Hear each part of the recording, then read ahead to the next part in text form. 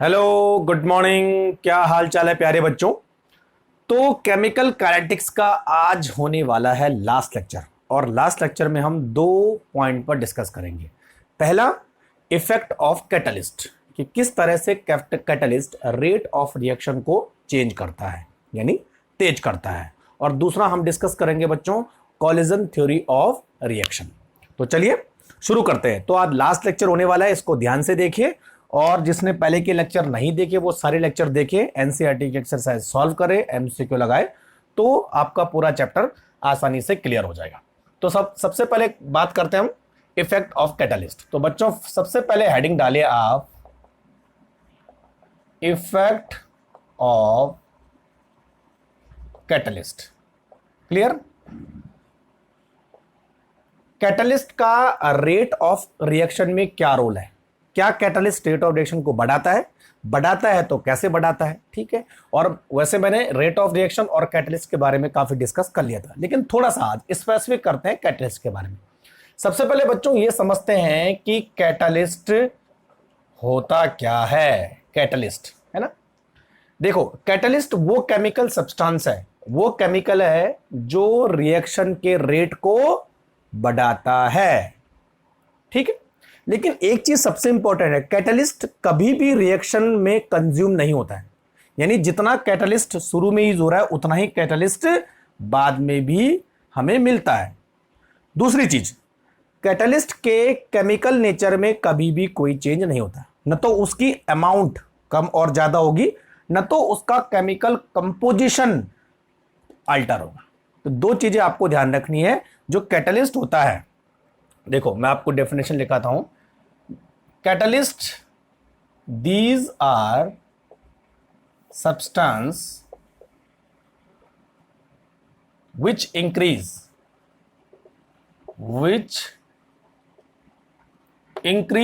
rate of reaction, है ना बच्चों? which increase rate of reaction, ये तो होता है। अच्छा, without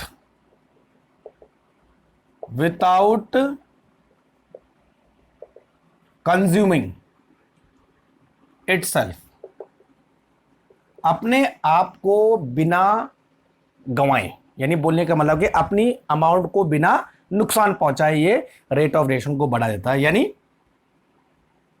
their is no chemical changes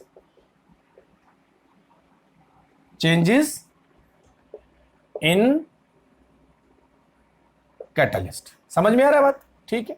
तो कैटलिस्ट की न तो अमाउंट चेंज होती है, न तो उसका केमिकल नेचर चेंज होता है, लेकिन वो रेट ऑफ रिएक्शन को बढ़ा देता है। क्लियर हो गया? तो ये हमारे पास डेफिनेशन है। अच्छा, कुछ एग्जांपल देख लेते हैं। आपने हैबर प्रोसेस पढ़ा होगा, है ना? तो N2 प्लस 3H2, और ये रिवर्सिबल प्रोसेस होती है। इसमें जो कैटलिस्ट होता है बच्चों Fe2O3, आयरन ऑक्साइड, है ना? और हमें मिलता है 2NH3, अमोनिया। अच्छा, दूसरी रिएक्शन है KClO3, पोटेशियम क्लोरेट, और यहां पर जो कैटलिस्ट होता है MnO2, manganese dioxide.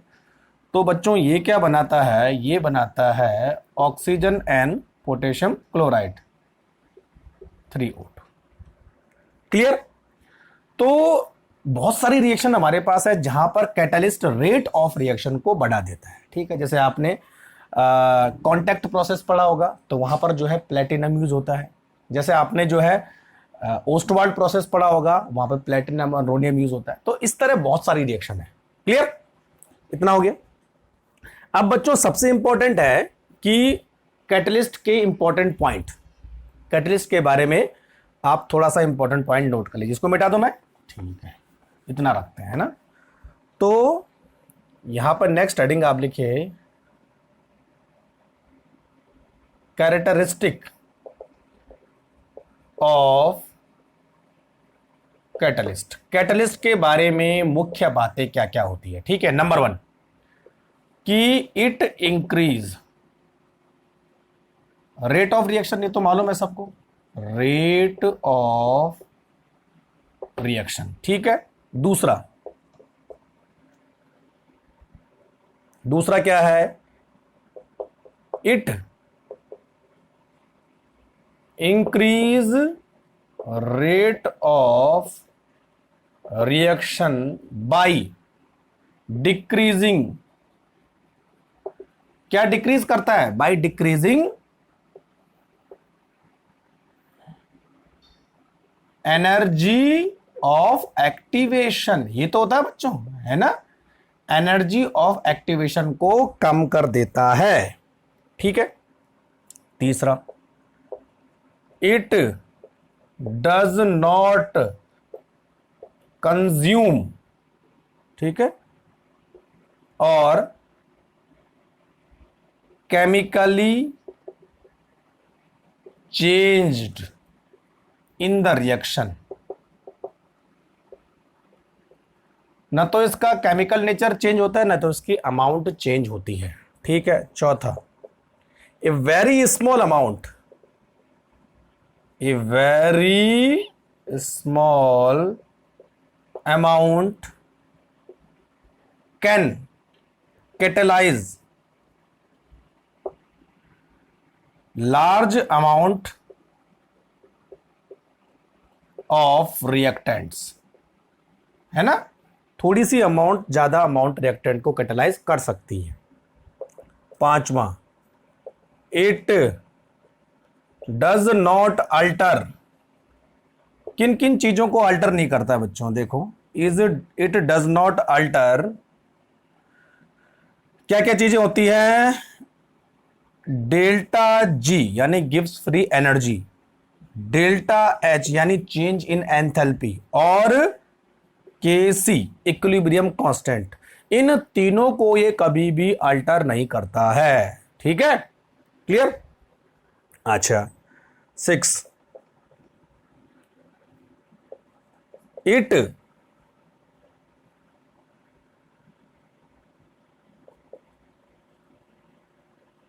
Increase rate of spontaneous reaction, spontaneous reaction, है ना, यानी जो रिएक्शन फॉरवर्ड डायरेक्शन में जारी होगी उसको ये आसानी से कैटेलाइज करके उसके रेट को बढ़ा देता है। ठीक है। It increase rate of spontaneous reaction but does not non spontaneous reaction, spontaneous reaction, है ना, नॉन स्पॉन्टेनियस रिएक्शन में कोई भी छेड़छाड़ नहीं करता है। और लास्ट पॉइंट है, it help in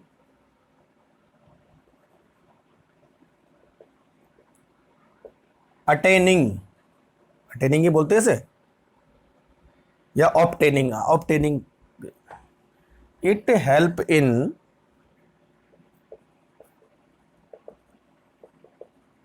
obtaining equilibrium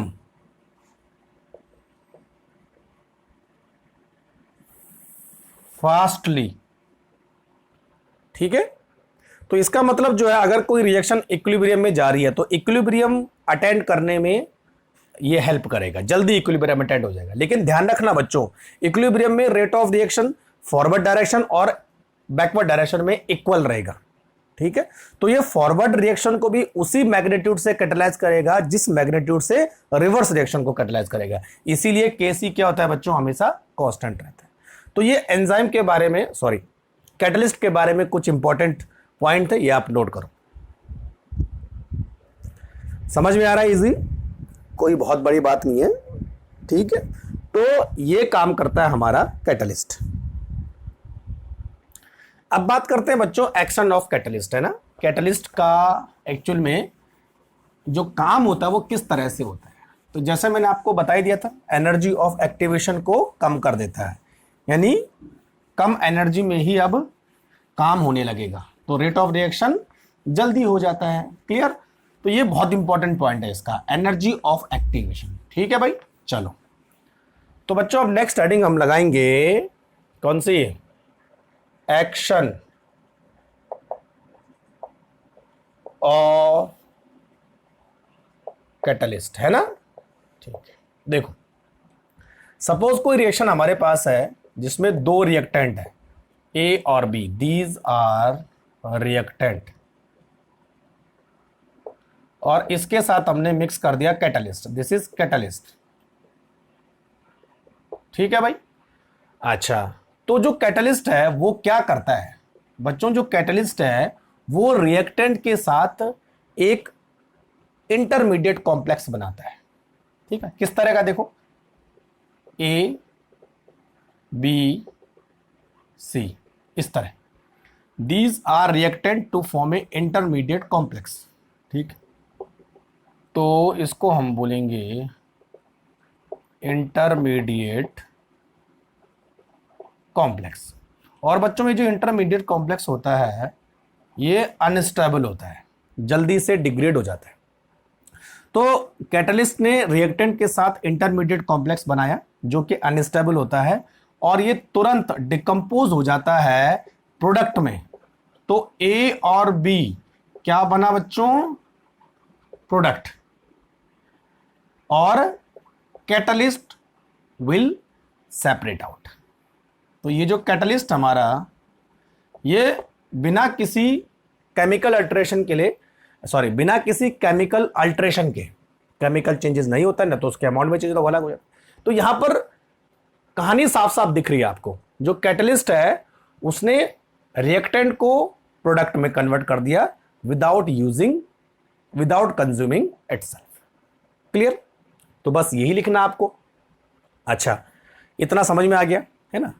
अब देखो, अब बच्चों जो हमारे पास एनर्जी ऑफ एक्टिवेशन वाला डायग्राम आपने पढ़ा था ना, उसका यूज करते हैं हम कैटलिस्ट के केस में। ठीक है, तो देखो हमने एक डायग्राम बनाया था, किस किस के बीच एक ग्राफ बना था, ये बच्चों बना था पोटेंशियल एनर्जी और रिएक्शन कोऑर्डिनेट के बीच में, और एक इस तरह का एक ग्राफ हमें मिला था, ऐसा कुछ मिला था ना ग्राफ। ठीक है, तो थोड़ा अच्छा बना लेते हैं।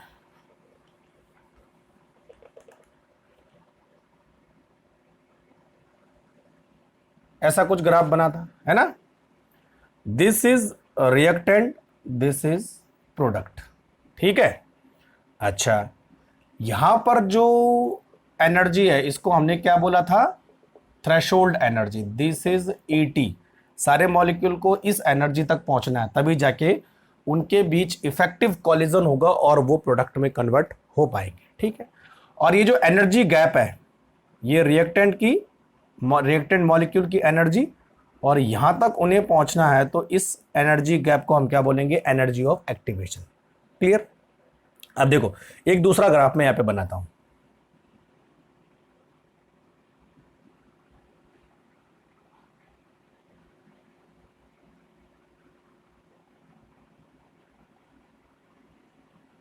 ये हो गया पूरा के पूरा, है ना। अभी हमारे पास ये एक दूसरा ग्राफ आ गया। अब आप बोलोगे मैंने दूसरा ग्राफ क्यों बनाया ना, ये दूसरा energy of activation EA। Clear. ठीक है। अब देखो बच्चों, जो हमारे पास ये जो वाला ग्राफ है, ये इसमें जो रिएक्टेंट प्रोडक्ट में कन्वर्ट हो रहा है वो बिना किसी कैटलिस्ट की मदद के हो रहा है ना। तो यहां हम लिखेंगे विदाउट कैटलिस्ट, और यहां पर हमने यूज किया कैटलिस्ट विद कैटलिस्ट, है ना। तो अब आपको क्लियरली दिख रहा होगा। देखो, अगर हम किसी रिएक्शन में रिएक्टेंट को प्रोडक्ट में कन्वर्ट कर रहे हैं लेकिन कैटलिस्ट का यूज नहीं कर रहे हैं, तो हमें इतनी अमाउंट ऑफ एनर्जी चाहिए। क्यों? क्योंकि रिएक्टेंट को प्रोडक्ट में कन्वर्ट होने के लिए यहां पहुंचना पड़ता है, इस एनर्जी बैरियर तक पहुंचना पड़ता है, यानी इस बैरियर को क्रॉस करना पड़ता है। ये मैंने आपको पहले बता दिया था। और इस बैरियर को क्रॉस करने के लिए उनको इतनी एनर्जी चाहिए। क्लियर। अब आपने कैटलिस्ट का यूज किया, तो बच्चों देखिए, जो अमाउंट ऑफ एनर्जी है इस बैरियर तक पहुंचने के लिए, उसकी वैल्यू कम हो गई। देखो ना, अब कम अमाउंट ऑफ एनर्जी चाहिए रिएक्टेंट को प्रोडक्ट में कन्वर्ट होने के लिए। पहले इतनी अमाउंट चाहिए थी, अब इतनी अमाउंट चाहिए। तो यहां पे साफ साफ दिख रहा है कि जो कैटलिस्ट है वो बच्चों एनर्जी ऑफ एक्टिवेशन को कम कर देता है, ठीक है। और एनर्जी ऑफ एक्टिवेशन को कम होने से क्या होता है कि मोर number of the reactant molecule can cross the energy barrier so that they can convert into the product. Clear हो रहा है? तो यहां पर लिख लेंगे थोड़ा सा हमें, है ना। तो in the presence of catalyst, in the presence of catalyst, the reactants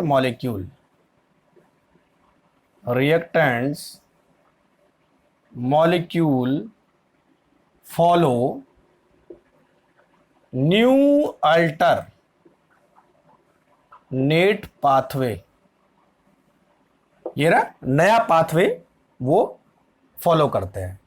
The reactant molecule follow new alternate pathway which required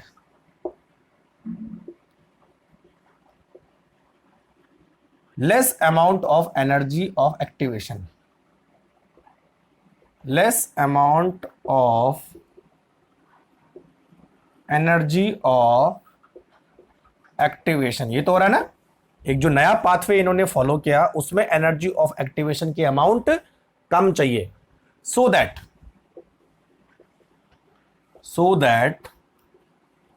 more number of reactants can cross energy barrier. और वो जो एनर्जी बैरियर कौन सा है बच्चों? Threshold energy. यहां पहुंचना हो ना, तो अब थ्रेशोल्ड एनर्जी की वैल्यू कम होगी तो ज्यादा से ज्यादा मॉलिक्यूल थ्रेशोल्ड एनर्जी तक पहुंचेंगे। तो क्या लिखा हमने? So that more number of reactant can cross energy barrier and change into product.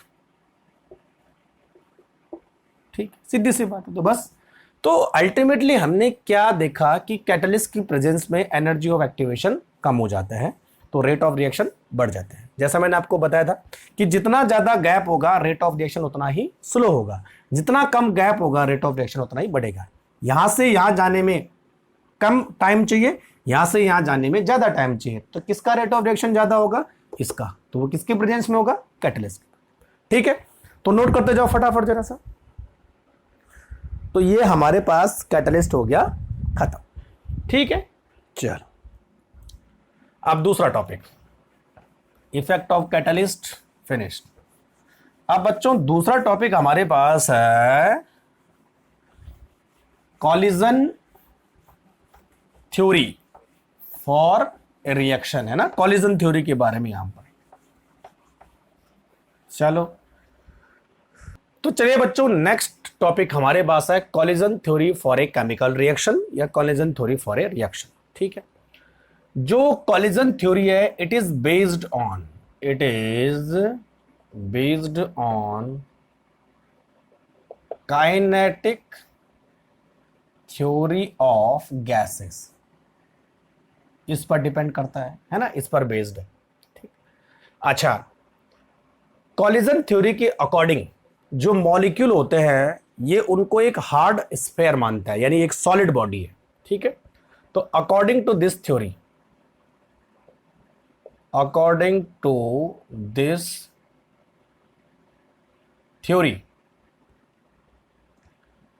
A reactant molecule, क्या बोल रहे हो, reactants molecule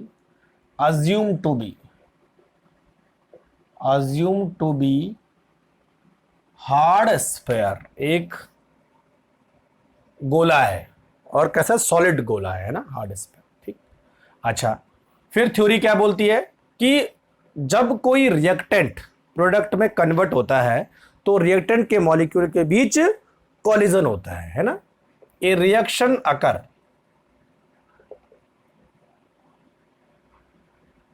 when reactant molecule reactant molecule must be collide with each other, है ना, must be collide with each other. Collision ही होता, जब collision होगा तभी जाके जो है रिएक्शन होगी और रिएक्टेंट किस में कन्वर्ट हो जाएंगे, प्रोडक्ट में कन्वर्ट हो जाएंगे, ये बताया था। रेट ऑफ रिएक्शन वो डिपेंड करता है कॉलिजन फ्रीक्वेंसी पे, यानी नंबर ऑफ कॉलिजन कितने हो रहे हैं। जितने ज्यादा नंबर ऑफ कॉलिजन होंगे, ऑब्वियस सी बात है, उतने ज्यादा रिएक्टेंट प्रोडक्ट में कन्वर्ट होंगे तो रेट ऑफ रिएक्शन बढ़ेगा। अच्छा, कॉलिजन फ्रीक्वेंसी होती क्या है, पहले इसको देख लेते हैं। तो it is number of collision per second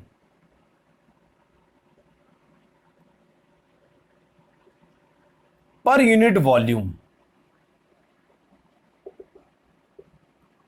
is called collision frequency और it is represented by the symbol Z। ठीक है, तो number of collision per second हो रहे हैं, कितने कॉलिजन पर सेकंड हो रहे हैं किसी फिक्स वॉल्यूम में, तो उसको हम बोलेंगे नंबर कॉलिजन फ्रीक्वेंसी। क्लियर। अच्छा, अब देखो, मान लीजिए कोई रिएक्शन है A+B, दो रिएक्टेंट हैं और वो प्रोडक्ट में कन्वर्ट हो रहे हैं। ठीक है, तो इसके लिए जो रेट होगा वो डिपेंड करेगा ZABE माइनस EA/RT। ये तो जो बच्चों हमारे पास ZAB है, this is called collision frequency. ठीक है, और जो हमारे पास ये है EA/RT, it is called fraction of molecule having energy greater than or equal to threshold energy। Threshold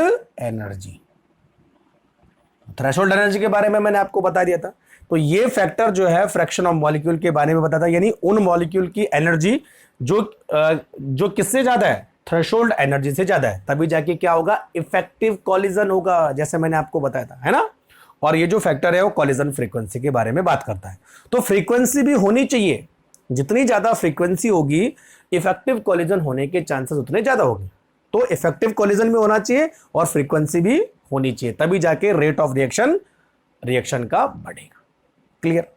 चलो, अब बस इस रेट ऑफ रिएक्शन पर ही हम बात करते हैं। तो एक तो इफेक्टिव कोलिजन पर हमने बात की थी, आज एक और फैक्टर मैं आपको बताने वाला हूं। इतना हो गया ना इसके बारे में। चलो, तो बच्चों हम बात करते हैं रेट ऑफ रिएक्शन किन चीजों पे डिपेंड करता है। तो एक तो हमने अभी डिस्कस कर ही लिया, फ्रीक्वेंसी फैक्टर। ठीक है, दूसरा देखो, बोर्ड को मिटाने में भी आफत आ जाती है। ठीक है, according to collision theory rate of reaction is depends on, किन चीजों पे रेट ऑफ रिएक्शन डिपेंड करेगा। नंबर 1 एनर्जी फैक्टर और नंबर 2 ओरिएंटेशन फैक्टर। ठीक है भाई, देखो एनर्जी फैक्टर पर तो मैंने डिस्कस कर ही लिया था। एनर्जी फैक्टर क्या बोलता है? एनर्जी फैक्टर ये बोलता है कि कोई रिएक्टेंट प्रोडक्ट में तभी कन्वर्ट होगा, कोई रिएक्टेंट प्रोडक्ट में तभी कन्वर्ट होगा जब रिएक्टेंट के बीच इफेक्टिव कोलिजन होगा। ठीक, क्लियर। यानी the collision must be effective. ठीक है, और हमने ये डिस्कस किया था बच्चों कि इफेक्टिव कोलिजन क्या होता है, यानी हर किसी मॉलिक्यूल के पास इतनी एनर्जी होनी चाहिए कि वो थ्रेशोल्ड एनर्जी के बराबर हो, और तब उनके बीच जो कोलिजन होगा उसी को बोलेंगे हम इफेक्टिव कोलिजन। तो एनर्जी फैक्टर का मतलब ये हुआ है molecule must have a sufficient energy to collide with each other that will convert all reactant into the product. Clear? तो हम इसको इफेक्टिव कोलिजन ही बोलेंगे। तो ये हमने डिस्कस किया। अब बात करते हैं ओरिएंटेशन फैक्टर। ओरिएंटेशन फैक्टर का मतलब ये होगा कि बच्चों, जब मॉलिक्यूल इफेक्टिव कोलिजन करने वाले होते हैं तो उनका ओरिएंटेशन भी प्रॉपर होना चाहिए। अच्छा, मान लीजिए ऐसे कोलिजन करेंगे तो ये काम नहीं बनेगा, ऐसे कोलिजन करेंगे तो तभी जाके रिएक्टेंट प्रोडक्ट में कन्वर्ट। तो इफेक्टिव कोलिजन तो होना ही होना चाहिए, लेकिन इफेक्टिव कोलिजन के साथ साथ एक प्रॉपर ओरिएंटेशन भी होना चाहिए, तभी जाके रिएक्टेंट प्रोडक्ट में कन्वर्ट हो जाएगा। केवल इफेक्टिव कोलिजन से काम नहीं चलेगा, दोनों फैक्टर होने चाहिए। देखो अब, the proper orientation of molecule during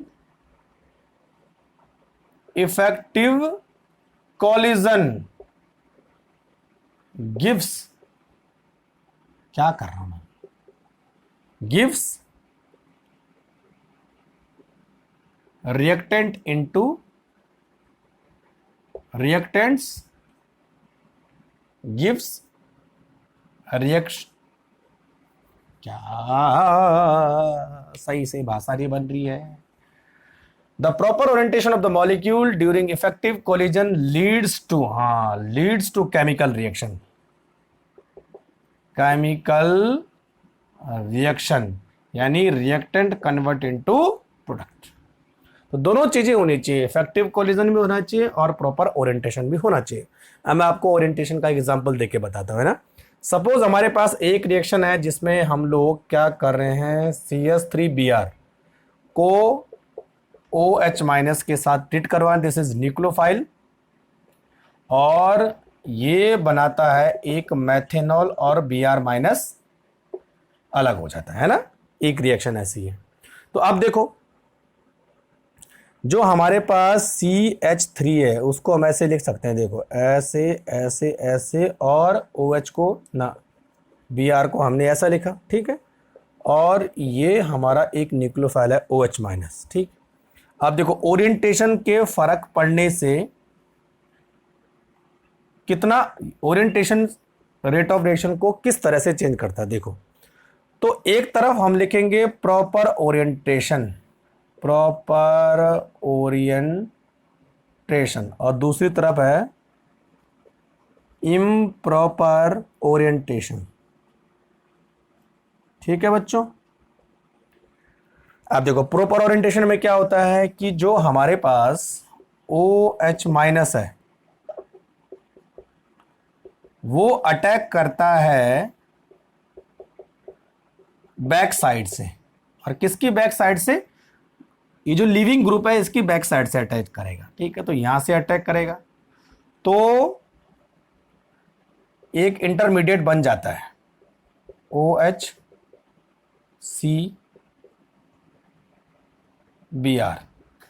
H, this is intermediate, है ना। और उसके बाद क्या होता है, या ऊपर लिखता हूं मैं, है ना। उसके बाद हमारे पास OHCH, ये देखो मिथेनॉल बन गया और Br- अलग हो गया। तो अगर दोनों मॉलिक्यूल एक प्रॉपर ओरिएंटेशन में आ रहे हैं तभी जाके प्रोडक्ट बन रहे हैं। अब देखो इम्प्रॉपर ओरिएंटेशन में अगर जो हमारे पास OH- है वो इस यानी सामने वाली साइड से अटैक करेगा, तो दोनों के बीच क्या होगा बच्चों, रिपल्शन होगा। और रिपल्शन होगा तो OH कभी भी Br को रिप्लेस नहीं कर पाएगा, यानी यहां पर कोई भी प्रोडक्ट फॉर्म्ड नहीं होगा। तो सब कुछ सेम है भाई, रिएक्टेंट भी सेम है, ठीक है, लेकिन एक केस में प्रोडक्ट नहीं बन रहा है, दूसरे केस में प्रोडक्ट नहीं बन रहा है। तो बोलने का मतलब यहां पर जो कॉलिजन है वो इफेक्टिव है, यहां पर भी कॉलिजन इफेक्टिव है, लेकिन यहां पर जो कोलाइडिंग मॉलिक्यूल है वो प्रॉपर ओरिएंटेशन में नहीं है, इम्प्रॉपर ओरिएंटेशन है, इसीलिए इफेक्टिव कॉलिजन होने के बावजूद भी प्रोडक्ट नहीं बना। लेकिन इस केस में देखिए इफेक्टिव कॉलिजन है, ओरिएंटेशन भी इफेक्टिव है, ये इस साइड से अटैक कर रहा है, अलग ओरिएंटेशन है ना, तो इसलिए ये प्रोडक्ट में कन्वर्ट हो गया। तो बोलने का मतलब यह है बच्चों कि एनर्जी फैक्टर के साथ साथ जो है ओरिएंटेशन फैक्टर भी रेट ऑफ रिएक्शन को डिसाइड करता है। क्लियर? तो चलो इसी के साथ हमारा केमिकल काइनेटिक्स का लेक्चर हो जाता है फिनिश। अब आपको क्या करना है, इंटेक्स अनसॉल्व क्वेश्चन वो सॉल्व करने हैं, एनसीईआरटी की पूरी बैक एक्सरसाइज आपको सॉल्व करनी है। जहां कोई दिक्कत आते हैं तो आप मुझे कमेंट बॉक्स में लिख सकते हैं या मुझे पर्सनली मैसेज कर सकते हैं। ठीक है बच्चों, तब तक के लिए थैंक यू वेरी मच।